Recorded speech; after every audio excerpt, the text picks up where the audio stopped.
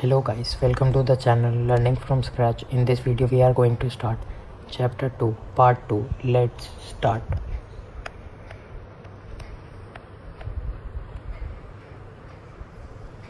Creating stereotypes. All of us are familiar with gender differences. What does it mean to be a boy or girl? Many of you would say we are born as boys and girls. It is a given. What is there to think about?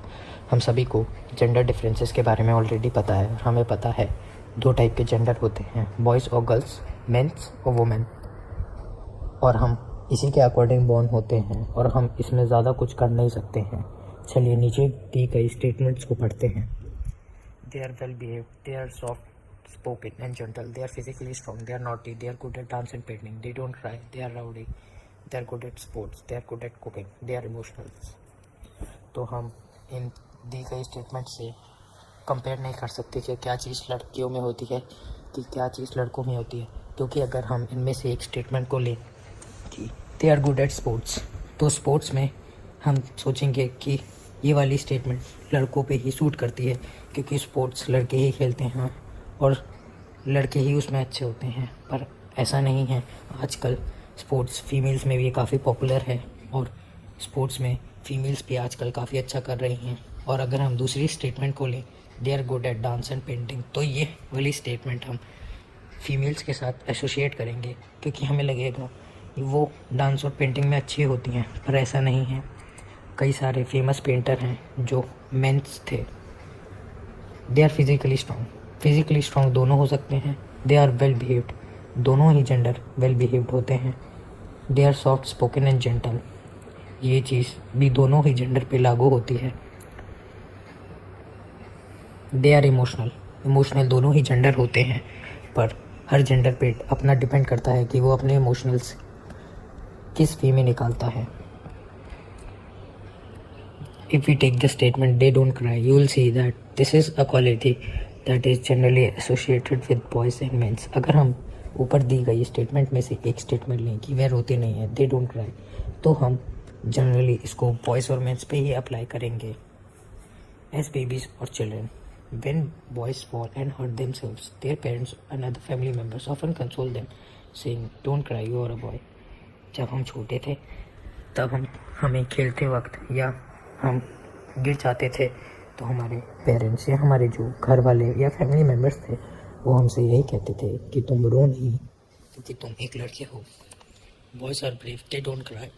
As children grow up, they start believing that boys do not cry, so that even if a boy feels like crying, he stop himself from doing so.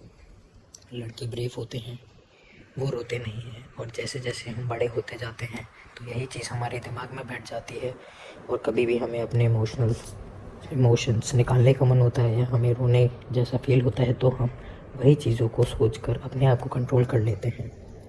He also believes that crying is a sign of weakness. उसे ये भी लगता है कि crying एक weakness का sign है और वही लोग रोते हैं जो वीक होते हैं, पर ऐसा नहीं है. So even though both boys and girls sometimes want to cry, especially if they are angry or in pain. As they grow older, boys and learn or teach themselves not to cry. तो जैसे जैसे लड़के बड़े होते जाते हैं वह अपने आप को डेवलप कर लेते हैं और अपने इमोशंस को कंट्रोल कर लेते हैं और अपने आप को रोने से रोक लेते हैं. If a grown boy cries, then he feels that other will either tease him or laugh at him, so he stops himself from doing so in front of others.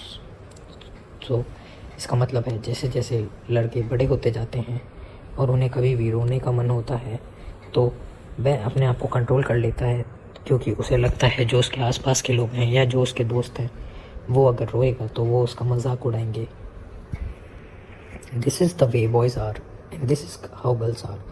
These are statements we hear constantly and accept without even thinking, and we start believing that each one of us must behave accordingly. We fit all the boys and girls into an image the society create around us.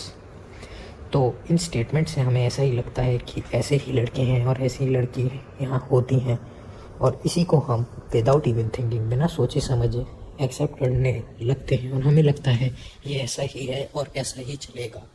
और हम अगर boy हैं तो हम उस चीज़ों के accept करने लगते हैं जो सोसाइटी ने हमारे लिए क्रिएट करी हैं।